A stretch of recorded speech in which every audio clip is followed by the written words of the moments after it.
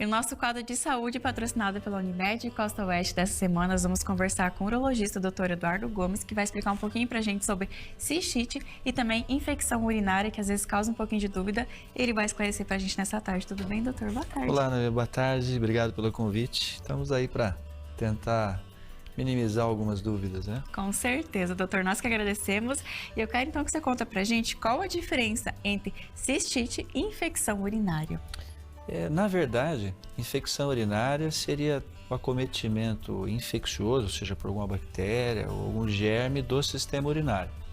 E a cistite, ela é uma infecção urinária. Então, por exemplo, se eu tivesse uma infecção no rim, poderíamos chamar de pielonefrite, que também é uma infecção urinária.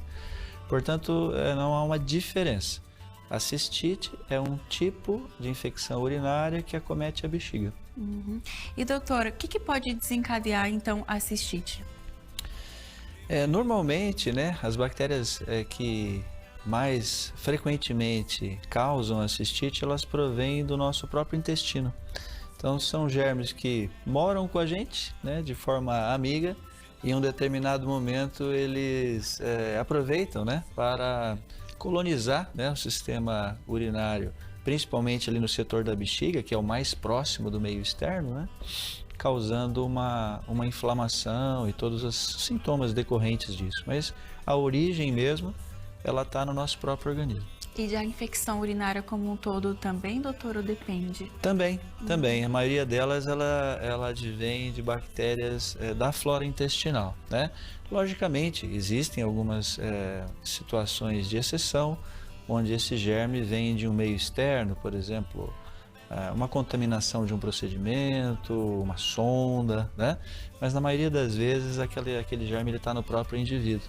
E essa pergunta é interessante porque as pacientes ficam muito preocupadas, principalmente as mulheres que são mais acometidas, de que isso possa estar vindo do parceiro, né, do marido, e na verdade ela está nela mesma. Mas é uma coisa importante aí de se esclarecer. E tá tocando esse assunto, doutor, dos mitos, que às vezes é difundido muito. Muitas às vezes a gente ouve falar as avós, enfim, ai, não anda descalço que vai dar infecção, não anda, pega friagem, não sei o quê. Isso tem relação, doutor? É muito um mito de falado assim? É bem frequente, né, essa pergunta. Do ponto de vista científico, os trabalhos que compararam todos esses fatores, será que meu intestino preso, será que tomei pouca água, será que eu pisei num chão frio, né?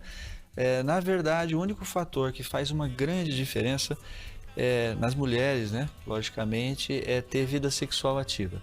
Então, o ato sexual, devido ao movimento durante o sexo, o microtraumatismo que a uretra sofre, né, durante o ato sexual é que gera um risco maior. Os outros fatores, teoricamente, não são tão significativos assim, mas eles vão estar participando quando a gente puder falar sobre a questão de que cuidados eu tenho que ter. Então, na verdade, não tem tanta influência assim. Mas é lógico, se você me pergunta, será que se eu tomar água me ajuda? Claro, vai ajudar todo o equilíbrio do seu corpo, né? Mas a vida sexual ativa é o que faz mais diferença. E os sintomas, doutor, começa aquela ardência na hora de ir ao banheiro, aquela dor de cólica, como é que é? Isso, a cistite na mulher, que é a patologia mais frequentemente relacionada, né, a esse quadro clínico, né, ela inicia com o desejo repetido de ir ao banheiro, ou seja, a pessoa parece que está sempre com a bexiga cheia, acabou de ir lá, aí tem vontade de ir de novo, né? Ou seja, a sensação de bexiga cheia. E a ardência, né? Acho que talvez o que mais incomode mesmo as pacientes que sofrem de cistite é a ardência, que é nominada tecnicamente como disúria, e ela pode, dependendo do grau de inflamação, até gerar pequenos sangramentos. Então, uma pessoa que está com cistite que urina um pouquinho de sangue, ela não é uma coisa assim tão rara de acontecer. E o diagnóstico é por exame urinário, de sangue, como que ele funciona, doutor?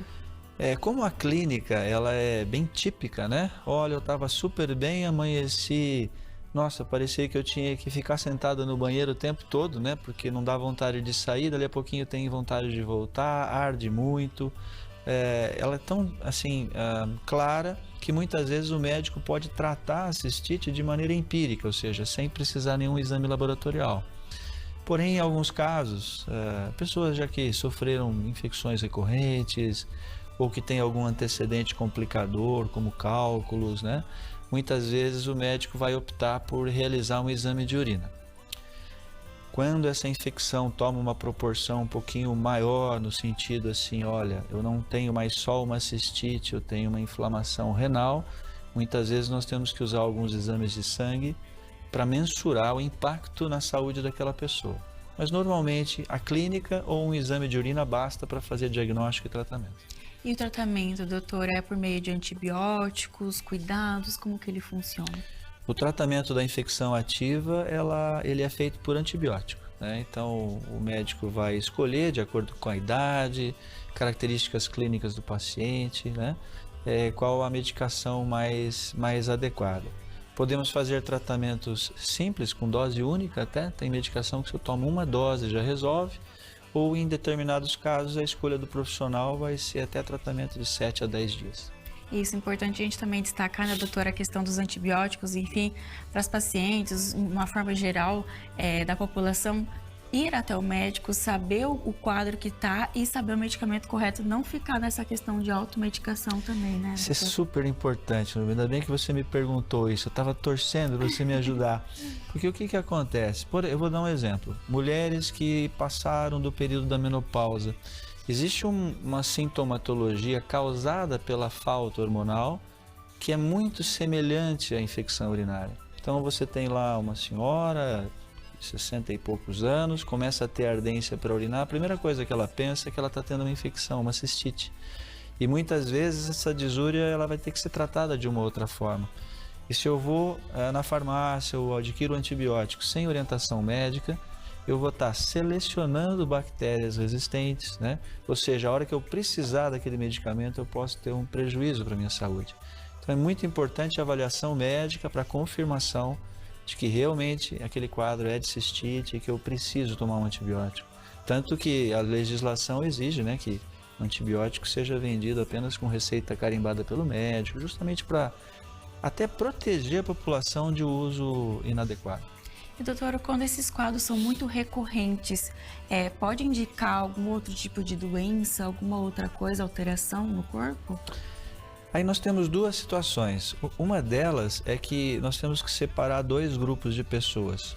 Existem aquelas pessoas que desenvolvem infecção urinária, mas ela não tem nenhum fator complicador. Quais seriam, por exemplo? Cálculos urinários, uma pessoa que toma um remédio que diminui o sistema de defesa, né, usando um corticoide, uma pessoa que está fazendo quimioterapia, né? Então essas pessoas elas estão mais suscetíveis. E naquelas que não têm esses fatores complicadores, é muito comum a paciente chegar no consultório e falar: olha, doutor, acho que a minha imunidade está muito baixa. Porque, olha, sai mês, entra mês e eu estou novamente com crise de infecção. Para surpresa dessas pacientes, muitas vezes a gente explica que, do ponto de vista científico, essas mulheres elas têm um sistema de defesa mais ativo. O que aconteceu? Por eu ser mais ativa, quando eu tive a primeira infecção, essa guerra foi mais violenta e me expôs mais. É que nem mídia social. Se eu começo a falar a minha opinião sobre um tema, eu vou ser amado por um e odiado por outros, né? Eu me exponho mais.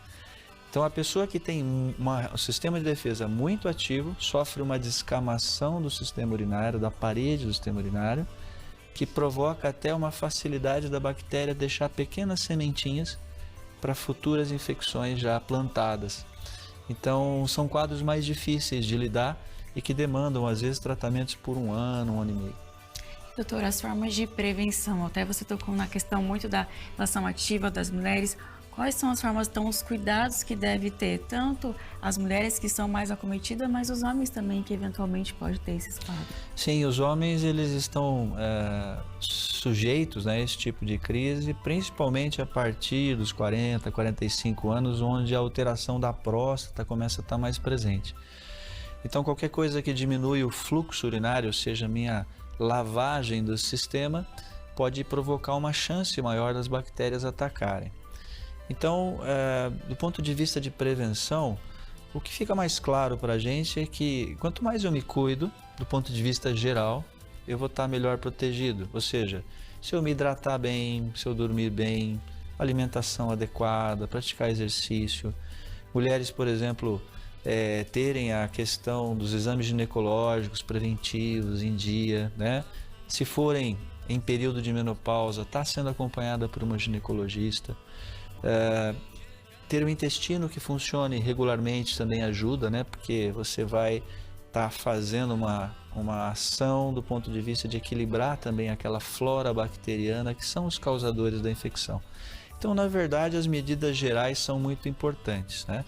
E também a dica, né? Já que nós falamos que a atividade sexual ela é um ponto de risco, logo após ter relação, né? Se as mulheres possam fazer urinar, né, logo após, para que o canal seja limpo, né, o canal urinário, isso também pode ajudar. Mas o mais importante mesmo é a hidratação.